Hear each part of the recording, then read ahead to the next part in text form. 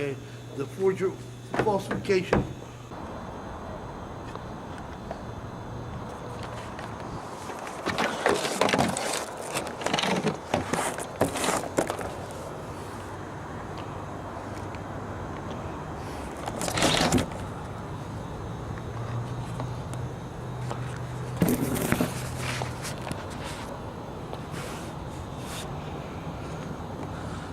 George McDermott, Secret Justice News, MarylandCourtWatch.com. Today's the first day of March. It's a beautiful day. I'm back down here in front of the former Crystal Skate. Now it's the Temple Hill Skate Palace. I just last night I was very fortunate to follow up, and this is the fourth case I've been able to bring before the United States Supreme Court, trying to reclaim the property that was stolen from me by the Saperstein Crime Syndicate, the judges in Maryland courts, all with unsigned orders. So I will be posting up today the brief that I filed at the United States Supreme Court last night, and all the attachments, so people can just see how many unsigned orders and how many varieties of unsigned orders there are. And I'm going to make it my responsibility now to go out and to petition the state legislature and to the U.S. Congress to modify the laws so we have one uniform set of rules for the courts in this nation and the court clerks, and we stop this hundreds of years of judicial tyranny and fraud by court officers acting outside of their oath of office and the Constitution of this nation. So that'll be all for today. This is George McDermott signing off from Temple Hills, Maryland, Temple Hill Skate Palace. There was Washington Racket Fitness Club. It's set vacant for 18 years now. And the skating rink they stole from me 17 years ago. My hardware store is right over here. That was gone. So this is why I fight so hard, folks. All of this was for $5, which the gangsters never even paid. God bless and have a good day.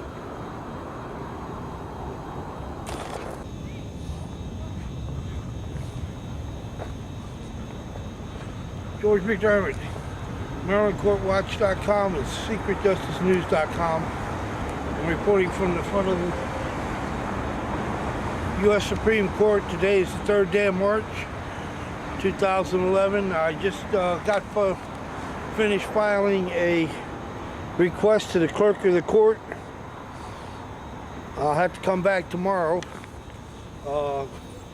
This is in reference to an application to the court, and it's a formal request. It's a formal request under the Freedom of Information Act 5 U.S.C. 522, amended by Public Law Number 104-23, 110, Stat 3048, of your office to produce for my inspection and copying of public case files in the court in the following cases, which are all current and still in possession of the court, including all signed orders, all signed opinions, all distribution charts, correspondence to and from your office with the justices' chambers, which should be part of the official case file.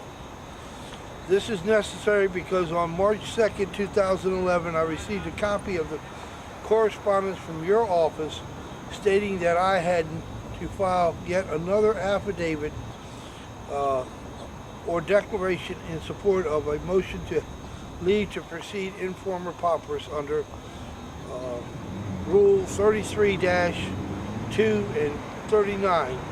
See attachment 1. And here's the letter. I'd filed the petition on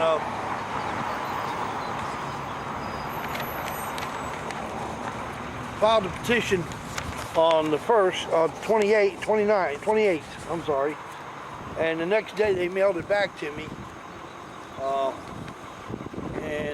They're saying I had to file a second affidavit to proceed to inform the paupers. Well, let me go on here. In addition, your office has sent back the original and 9 copies of the petition submitted to the court. Well, the case is already there. The case application is already, Judge Roberts has already granted me an extension of time, so the court clerk should not have sent back all 9 copies, should have kept the original and sent back the 8 copies to correct the deficiency. But Ruth Jones has been hammering on me for 9 years, so I don't trust her as far as I can throw a rock or an elephant, okay? And it sent back the original 7 copy of the 9 copies of the lodged appendix. Now, why is that? Why'd they keep 2 copies of the lodged appendix? This court was made aware the district court had permitted and granted IFP status and the U.S. Court of Appeals, the U.S. District Court and the U.S. Court of Appeals also granted, citing that basis on the court docket, which is attachment 2. Well, the court docket clearly shows that, here it is right here. Right. And see, this is what, and you notice what it says? It says, on 8/3/2010, docket entry 27, the U.S. District Court, a paperless order granting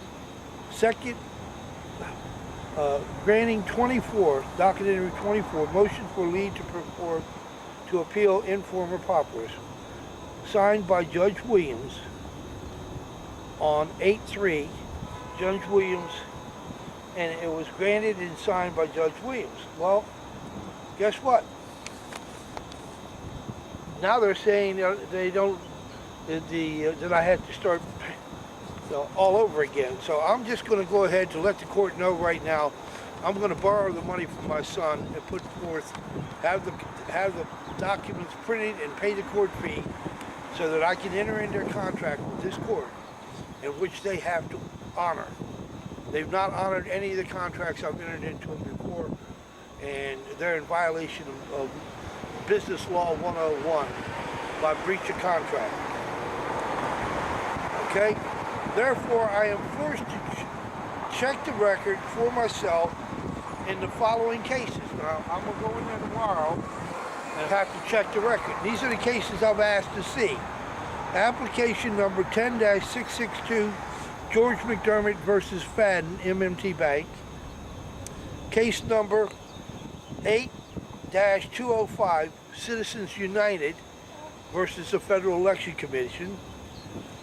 Case number 09751, Albert Snyder and Fred Phelps, Sr. et al. And that's the historic case that they just ruled yesterday, that the Westboro Baptist Church now has the right to picket all our soldiers and come home dead and mock and ridicule them because these 9 justices don't know what it means to be a father who's lost a son or a mother. They can't comprehend that because their children are never put in harm's way. Case number 10-668, Chrysler Mary RV versus Ford Motor Company. Case number 681, United States versus Delmar Donahue et al. The motion to respond for leave to proceed informer paupers. I need to check that and find out if they're applying a double standard to me, which I'm sure they are. And then finally, case number M59, Malo Carleone v. West Virginia Department of Health et al.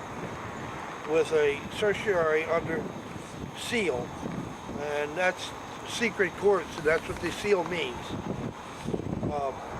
I thank you for your time and attention in this matter. If another affidavit is required, I will simply borrow the money from my son and pay the necessary court fees and printing costs, as this petition is too important to the peoples of these United States not to be filed properly. God bless and have a good day. George Edward McDermott, second-class citizen, with secretjustice.com, where records can be found, and there's 270 shows up there showing the truth. So that'll be all for today. Here's a copy of the attachment I put with it, and this is a letter from the Maryland Attorney General's office, and I'll read the front page of it. And this was sent to me and put into the court record. It's the 22nd day of February 2010.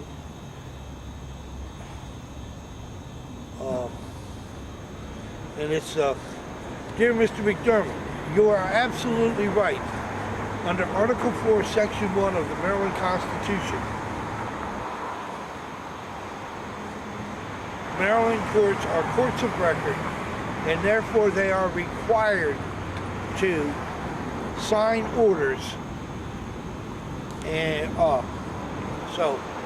and that's it. That's the bottom line. That's all there is to it. If I don't get my signed orders tomorrow, and if I don't get see these other cases, I will be leaving here and going right to my members of the Maryland legislature, the House and Senate, and asking for a criminal investigation of this court.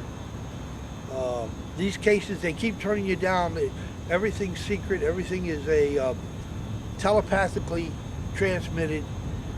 And that's why this nation is now $14 trillion plus in debt and going deeper every minute, because that court allowed the American Bar Association to rip off every citizen in this country and every business and profiteer off of the losses of this nation.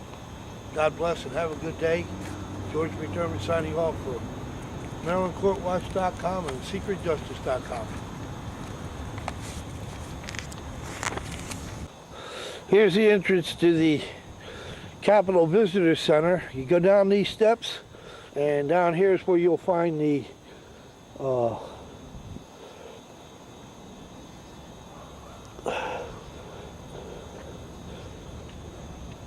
rooms where the Congressional Education Panel for We the People are going to be held.